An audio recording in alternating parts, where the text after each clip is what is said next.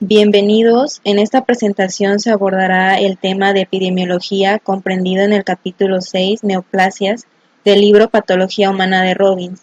Pertenezco al equipo 2, soy la alumna Cinia Mayrani Gutiérrez Parra, mi profesora y doctora María Cristina Ochoa Núñez, encargada de impartir la materia de patología. Soy estudiante de la Facultad de Medicina de la UAGRO del grupo 307. Bien, comencemos con la epidemiología. La epidemiología del cáncer puede contribuir en gran medida a conocer el origen del cáncer.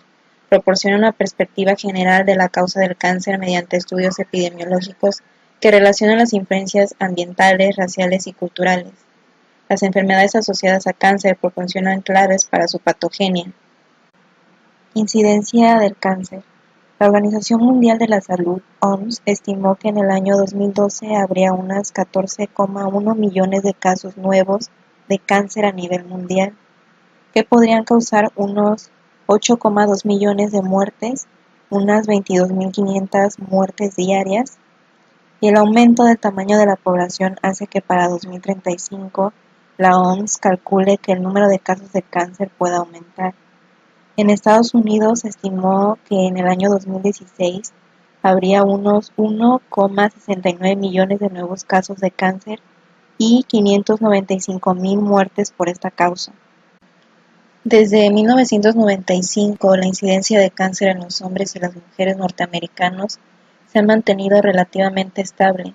La mortalidad se ha reducido un 20% en los hombres y un 10% en las mujeres. Un 80% del descenso de la mortalidad en los hombres se debe a la menor mortalidad de los carcinomas de pulmón, próstata y colon. En las mujeres, casi un 60% de esta reducción se explica por la mejora de la mortalidad del cáncer de mama y colorectal. La reducción de la tasa de mortalidad por cáncer de cuello uterino está relacionada con el uso generalizado de los estudios de citología para la detección precoz de ese tumor y de sus lesiones precursoras. El desarrollo de la vacuna contra el virus del papiloma humano, VPH, puede eliminar por completo este virus en los próximos años. Las causas de la disminución de las tasas de mortalidad por cánceres de estómago no están claras, pero se cree que es por la decreciente exposición a carcinógenos de la dieta. Factores ambientales. Parece que las exposiciones ambientales son los factores de riesgo dominantes en muchos cánceres frecuentes, lo que sugiere que un elevado porcentaje de los mismos serían susceptibles de ser prevenidos. Las tasas de mortalidad por cáncer de mama son de 4 a 5 veces más altas en Estados Unidos y Europa que en Japón. La tasa de mortalidad por carcinoma de estómago en los dos sexos es unas 7 veces más alta en Japón que en Estados Unidos. El carcinoma hepatocelular, relativamente infrecuente en Estados Unidos, es el cáncer más mortal en muchas poblaciones de África. Casi todas las pruebas indican que estas diferencias geográficas son ambientales más que genéticas. Entre los Nisei japoneses de segunda generación que viven en Estados Unidos, las tasas de mortalidad de ciertas formas de cáncer ocupan un lugar intermedio entre las de los naturales de Japón y las de los norteamericanos que han vivido en Estados Unidos. Las exposiciones ambientales vinculadas con el cáncer más importantes incluyen dieta. De forma generalizada, la obesidad que actualmente es epidémica en Estados Unidos se asocia a un modesto incremento del riesgo de desarrollar muchos tipos de cáncer. Tabaco. El consumo de tabaco, sobre todo cigarrillos, se ha vinculado con el cáncer de boca, faringe, laringe, esófago, páncreas, vejiga y de forma más significativa pulmón, dado que hasta un 90% de las muertes por este cáncer se relaciona con el tabaco. Alcohol. El alcoholismo es un factor de riesgo independiente para los carcinomas de bucofaringe, laringe, esófago y en relación con la cirrosis hepática, hígado. Antecedentes obstétricos. Existen potentes evidencias de que la exposición acumulada durante toda la vida a la estimulación estrogénica, sobre todo sin contrarrestar por la progesterona, aumenta el riesgo de desarrollar cánceres de endometrio y mama. Agentes infecciosos. Se estima que los agentes infecciosos provocan un 15% de los cánceres a nivel mundial. Bueno, y aquí tenemos una tabla de los cánceres relacionados con profesiones. Se dice que la exposición a amianto Provoca cánceres de pulmón, mesotelioma, el tubo digestivo, dentro de los cuales se encuentra cánceres de esófago, estómago, intestino grueso. La exposición a arsénico y compuestos de arsénico provoca cánceres de pulmón, piel, hemangiosarcoma. La exposición a benceno provoca leucemia. La exposición a berilio y compuestos de berilio provoca cánceres de pulmón. La exposición a cadmio y compuestos de cadmio provoca cánceres de próstata. La exposición a cloruro de vinilo provoca angiosarcoma o cáncer de hígado. La exposición a cromo y sus compuestos puede provocar cánceres de pulmón. La exposición a níquel y sus compuestos puede provocar cánceres de nariz, pulmón. La exposición óxido de etileno provoca leucemia. La exposición a radón y productos de su desintegración puede provocar cánceres de pulmón. Edad y cáncer. La mortalidad por cáncer se produce con mayor frecuencia entre los 55 y los 75 años de edad. La tasa disminuye después de los 75 años. Los factores que pueden influir son la acumulación de mutaciones somáticas asociadas a la aparición de neoplasias malignas y la reducción de la inmunidad que acompaña al envejecimiento también podría ser un factor. El cáncer causa poco más de 10% de todas las muertes en niños menores de 15 años. Los cánceres más mortales en los niños son las leucemias, los tumores del sistema nervioso central, los linfomas y los sarcomas de partes blandas y óseos. Entre los trastornos adquiridos que predisponen al cáncer se incluyen los que cursan con inflamación crónica, inmunodeficiencia o lesiones precursoras. Los tumores que aparecen sobre procesos inflamatorios crónicos suelen ser carcinomas, mesoteliomas y diversos tipos de linfoma. La inmunodeficiencia predispone cánceres inducidos por virus, algunos tipos específicos de linfoma y carcinoma, algunas proliferaciones pseudosarcomatosas. Las lesiones precursoras son trastornos localizados de la diferenciación epitelial que se asocian a un riesgo alto de desarrollo de un carcinoma. Los factores genéticos pueden modificar el riesgo de desarrollar los cánceres inducidos por el ambiente. Entre los ejemplos de esta vinculación destacan la variación hereditaria de las enzimas, como los componentes del sistema del citocromo P450, que metabolizan los procarcinógenos a carcinógenos activos. El riesgo de cáncer de mama en mujeres que heredan una copia mutada de los genes supresores de tumores BRCA1 o BRCA2 es casi el triple en las mujeres nacidas después de 1940. Bien, en otro subtema tenemos genes en el cáncer. Los genes del cáncer se pueden definir como los que afectan de forma recurrente por aberraciones genéticas en los cánceres, posiblemente porque contribuyen de forma directa al comportamiento maligno de las células neoplásicas. Los genes del cáncer pueden adquirirse por la acción de algunos agentes ambientales, como las sustancias químicas, la radiación o los virus, ya que pueden aparecer de forma espontánea o pueden heredarse en la línea germinal. Una forma de tratar de simplificar esta complejidad es considerar que los genes del cáncer se pueden clasificar en 4 clases funcionales principales. La primera son los oncogenes. Son genes que inducen la aparición de un fenotipo transformador cuando se expresan en las células, fomentando un aumento del crecimiento celular. Los oncogenes son versiones mutadas o sobreexpresadas de los genes celulares normales, que se llaman protooncogenes. Los oncogenes se consideran dominantes porque la mutación de un único alelo puede inducir la transformación celular. La segunda son los genes supresores tumorales. Son genes que suelen impedir el crecimiento descontrolado. Si mutan o desaparecen de la célula, permiten el desarrollo del fenotipo transformado. Los genes supresores tumorales se clasifican en 2 grupos. La primera son los genes gobernadores y la segunda los genes guardianes. En la primera, los genes gobernadores son los genes supresores tumorales clásicos como Rb, en los que la mutación provoca la transformación al eliminar un freno importante de la proliferación celular. La segunda, los genes guardianes. Algunos de esos genes inician y coordinan un complejo respuesta de control del daño que provoca el cese de la proliferación o, cuando el daño es demasiado grande como para ser reparado, induce la apoptosis. El gen TP53 es el denominado guardián del genoma. Apoptosis. Fomentan principalmente la supervivencia de las células en lugar de estimular la proliferación per se. Cuarto, los genes que regulan las interacciones entre las células tumorales y las células del huésped, que tienen los genes que fomentan o inhiben el reconocimiento de las células tumorales por el sistema inmunitario del huésped. Bueno, y aquí tenemos una tabla de predisposición hereditaria al cáncer, síndromes hereditarios del cáncer, los genes y su predisposición hereditaria.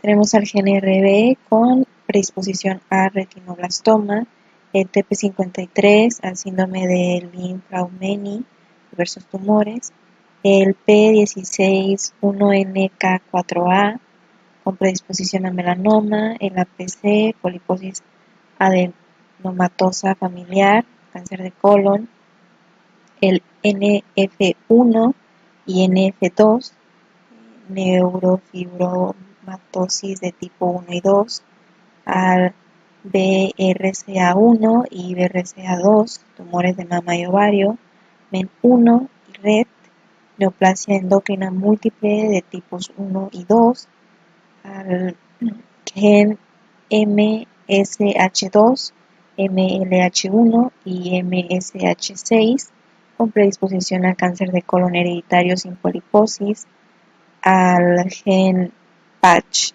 síndrome de carcinoma vasocelular nevoideo, y tenemos también síndromes autosómicos recesivos de reparación de ADN defectuosa y cánceres familiares de herencia incierta. El siguiente tema son las lesiones genéticas en el cáncer. Los cambios genéticos presentes en los cánceres van desde mutaciones puntuales que afectan a un nucleótido único a alteraciones de suficiente tamaño como para provocar cambios macroscópicos en la estructura de los cromosomas. A continuación se detallarán más claramente las mutaciones conductoras y pasajeras. Las mutaciones conductoras son aquellas que alteran la función de los genes del cáncer y de este modo contribuyen directamente al desarrollo o progresión de un cáncer determinado. Son adquiridas, aunque en algunas ocasiones son hereditarias. Las mutaciones conductoras se acumulan a nivel de los genes del cáncer. Las mutaciones pasajeras son mutaciones adquiridas que son neutrales en términos de mantenimiento y no influyen sobre el comportamiento celular. Se limitan a aprovechar el viaje. A pesar de su naturaleza aparentemente inocua, las mutaciones pasajeras son importantes por varios motivos. El primero, en los cánceres asociados a carcinógenos, el análisis de mutaciones ha aportado evidencia definitiva de que la mayor parte del daño genómico es causada de forma directa por el carcinógeno en cuestión. Un segundo efecto más negativo de las mutaciones pasajeras es que crean variantes genéticas que, aunque inicialmente son neutrales, pueden dotar a las células tumorales de una ventaja selectiva ante el tratamiento. Reordenamientos genéticos. Estos reordenamientos pueden activar los protoncogenes por dos mecanismos. El primero, algunas translocaciones dan lugar a la sobreexpresión de protoncogenes al eliminar sus elementos reguladores normales y someterlos al control de un promotor inadecuado y muy activo. Un ejemplo de este sería el linfoma de Burkitt. Se detecta una translocación normalmente entre los cromosomas 8 y 14. El segundo mecanismo es otras translocaciones oncógenas crean genes de fusión que codifican nuevas proteínas quiméricas. El ejemplo, la más famosa, es la del cromosoma Filadelfia en la leucemia mieloide crónica. Bueno, y aquí tenemos una imagen en donde se representa lo anterior dicho. el gen ABL, el oncogen ABL. La translocación de este protoncogen conduce a la producción de leucemia mieloide crónica. En leucemia linfoblástica aguda generalmente se produce una translocación del gen ABL en el cromosoma 9 al cromosoma 22. En esta localización se fusiona con el gen BCR y el producto codifica una tirosina sinasa BCR-ABL oncógena constitutivamente activa. Y por otro lado tenemos al linfoma de Burkitt, el linfoma folicular, una translocación recíproca entre los cromosomas 14 y 18 determina la sobreexpresión del gen antiapoptósico BCL2 en el cromosoma 18, que también viene dirigida por los elementos reguladores del gen de la inmunoglobulina. Mutaciones puntuales. Las mutaciones puntuales pueden activar o inactivar los productos proteicos resultantes de los genes afectados en función de su posición y consecuencia exactas. Un ejemplo clave son las mutaciones puntuales que convierten al gen RAS en un gen de cáncer. El gen supresor de tumores que se suele afectar por las mutaciones puntuales es TP53, que es el prototipo de gen supresor de tumores de tipo guardián. Reordenamientos genéticos. Estos reordenamientos pueden activar los protoncogenes por dos mecanismos. El primero, algunas translocaciones dan lugar a la sobreexpresión de protoncogenes al eliminar sus elementos reguladores normales y someterlos al control de un promotor inadecuado y muy activo. Un ejemplo de este sería el linfoma de Burkitt. Se detecta una translocación normalmente entre los cromosomas 8 y 14. El segundo mecanismo es otras translocaciones oncógenas crean genes de fusión que codifican nuevas proteínas quiméricas. El ejemplo, la más famosa, es la del cromosoma Filadelfia en la leucemia mieloide crónica.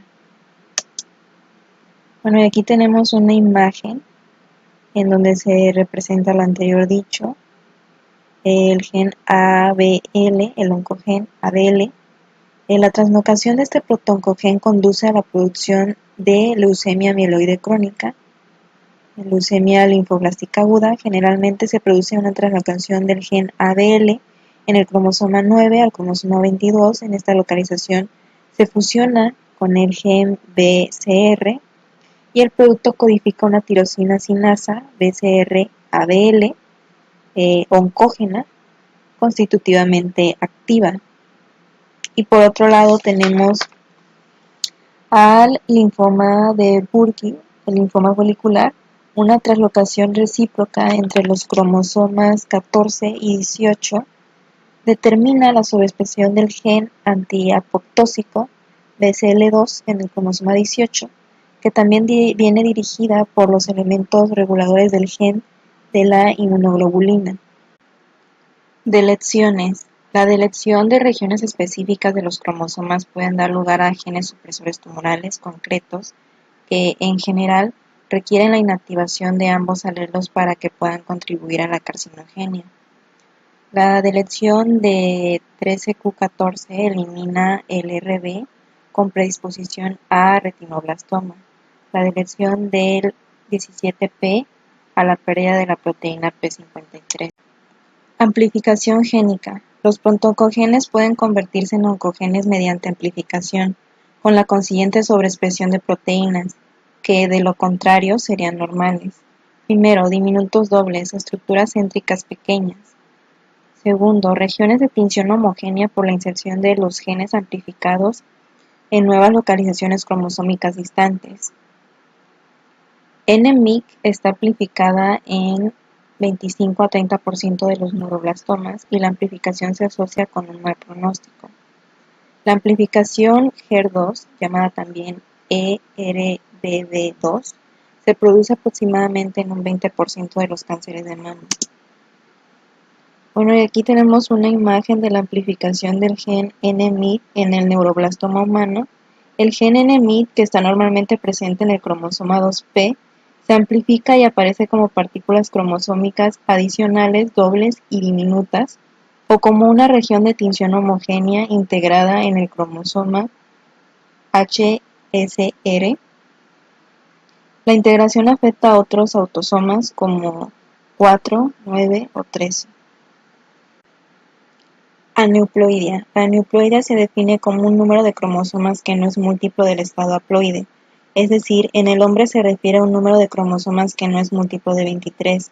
La aneuploidia tiende a aumentar el número de copias de los oncogenes clave y reducir el número de copias de los supresores tumorales potentes. Por ejemplo, el cromosoma 8, que casi nunca se pierde y suele estar presente en una mayor cantidad en las células tumorales, alberga al oncogen MYC. Al contrario, segmentos del cromosoma 17, lugar donde se encuentran el TP53, se suelen perder y es raro que se produzca ganancia en los mismos. Bien, el microARN y cáncer. El microARN o miARN es un fragmento de ARN monocatenario no codificador, mide aproximadamente 22 nucleótidos y funciona como regulador negativo de los genes.